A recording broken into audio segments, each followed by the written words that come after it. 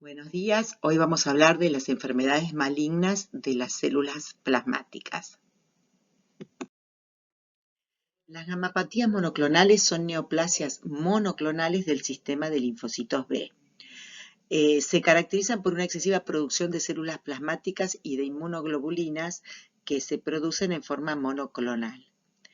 Estas células malignas producen proteínas monoclonales que representan la molécula de la inmunoglobulina, con cadenas livianas o pesadas.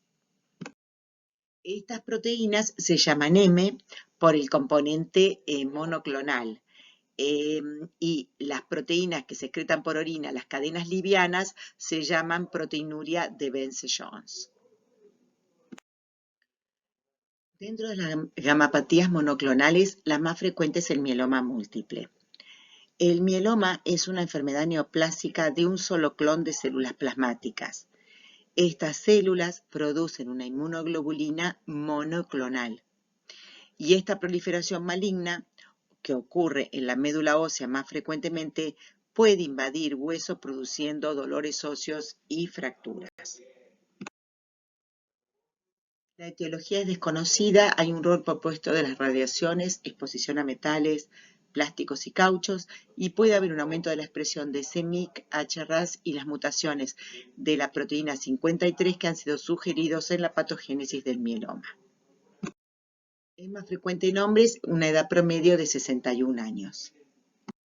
Las manifestaciones clínicas más frecuentes son dolores óseos, que es un síntoma muy común debido al compromiso por la enfermedad de los huesos y que producen lesiones osteolíticas. Puede haber fracturas patológicas también con colapso de los cuerpos vertebrales y riesgo de compresión medular. Las manifestaciones clínicas también incluyen fatiga y debilidad por anemia. La fiebre es rara. Puede haber infecciones bastante frecuentes como son las respiratorias y urinarias. La insuficiencia renal puede ser un síntoma de presentación debido a la hipercalcemia o efectos tóxicos propios de las cadenas livianas a nivel tisular renal. El examen físico incluye palidez, dolor a la percusión ósea, especialmente si hay compromiso de columna y pelvis. Hepatomegalia es poco frecuente, 20% de los casos, esplenomegalia en el 5% de los casos. Puede haber neuropatías periféricas por infiltración amiloide o por compresión de la raíz secundario al compromiso de la columna por parte del mieloma. Más raro es la diátesis hemorrágica. Dentro de los métodos complementarios tenemos el laboratorio.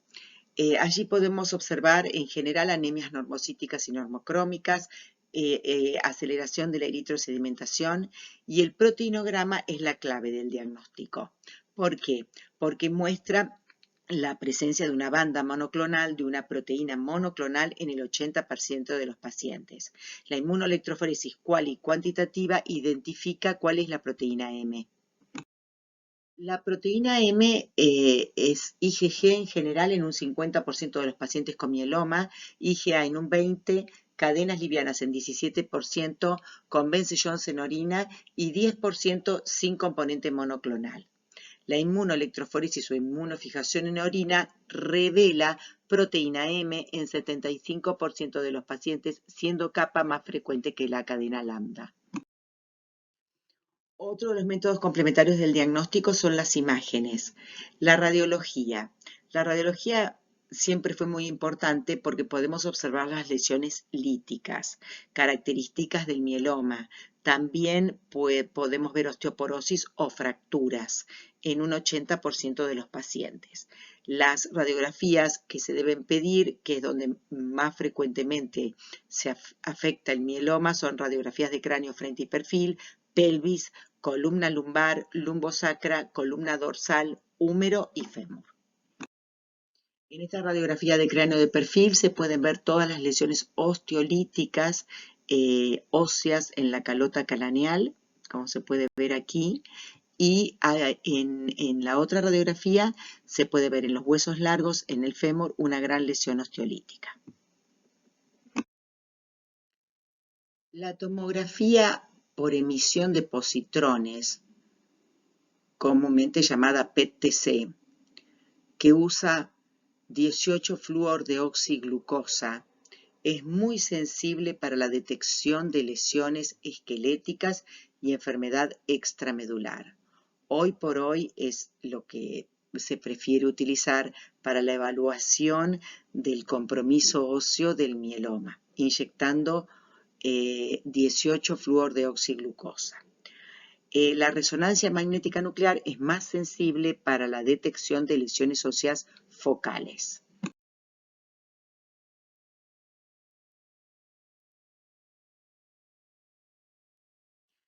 Los criterios diagnósticos. Bueno, la tríada clásica es una plasmocitosis mayor al 10% de infiltración en la médula ósea o un plasmocitoma, más uno de los siguientes criterios, que serían el compromiso tisular evaluado por el nivel de calcio, más de 11 miligramos por decilitro, sería sugestivo también de que el paciente tiene compromiso óseo por el mieloma, insuficiencia renal, anemia con cifras de hemoglobina menores a 10 gramos por decilitro y lesiones óseas. O por la presencia de biomarcadores como cadenas livianas. La relación kappa lambda normal es de 2 a 1. Si el rango es de 4 a 1 o menor a 1 a 1,2, se considera un componente monoclonal. También lesiones óseas vistas en resonancia. ¿Qué es el plasmocitoma? El plasmocitoma es un tumor solitario que tiene células plasmáticas en la biopsia ósea, pero que se diferencia del mieloma múltiple porque no hay infiltración de células plasmáticas en la médula y también hay ausencia de componentes monoclonales en sangre, que si están presentes solo se ven en muy pequeña concentración y desaparecen luego de la remoción quirúrgica del plasmocitoma. Cuando los plasmocitomas se encuentran en la columna vertebral, existe elevada incidencia de complicaciones neurológicas por aplastamientos vertebrales. La edad media de los pacientes con plasmocitoma es de 50 años. Las complicaciones del mieloma, en general, es muy frecuente el compromiso renal, hasta en un 90% de los casos. Existe proteinuria de Bence-Jones en 80% de los pacientes. El compromiso renal se debe a varias circunstancias. A hipercalcemia inicial en un 30%, a hiperuricemia, a amiloidosis en un 10 o 15%, o sino a la propia afección del riñón por el mieloma, que se llama mieloma kidney, y que no es más que el depósito de las cadenas livianas en los tubos colectores y distales en forma de cilindros grandes. Las complicaciones neurológicas son muy frecuentes, sobre todo el compromiso del sistema nervioso periférico, porque es muy común las radiculopatías a nivel torácico o lumbosacro, dado el compromiso óseo de la enfermedad que puede llevar a un síndrome de compresión medular. Aquí podemos ver un extenso tumor que compromete la salida de la raíz. Y en este caso se entiende por qué el paciente tiene una radiculopatía, un compromiso neurítico, ¿no es cierto? Por compresión básicamente. Luego tenemos otro cuadro que se llama gamapatía monoclonal de significado indeterminado o incierto. Y es el hallazgo de un componente M sin evidencia de mieloma, macroglobulinemia u otros trastornos. Los niveles de ese componente monoclonal son menores a 3,5 gramos por decilitro para IgG y 2 gramos por decilitro para IgA, con Bence-Jones menor a 1 gramo en 24 horas. Las células plasmáticas en la médula ósea no alcanzan una infiltración de 10% más, sino es mucho menor, y no hay lesiones óseas. A estos pacientes se los sigue cercanamente porque pueden tener hasta en un 10% mieloma y se los controla cada 2 veces por año el componente M si ha crecido o no y si existe algún otro tipo de aparición de lesiones óseas o compromiso renal. La macroglobulinemia de Waldenström es otro tipo de gamapatía monoclonal. Se caracteriza por una proliferación anormal de linfocitos y células plasmáticas con producción de proteína M monoclonal. La paraproteína es IgM. El comienzo es insidioso, es más frecuente en hombres mayores de 50 años. A diferencia del mieloma, bueno, los síntomas de fatiga y debilidad son comunes por la presencia de anemia, pero sobre todo se afecta el sistema nervioso central y el pulmón por hiperviscosidad.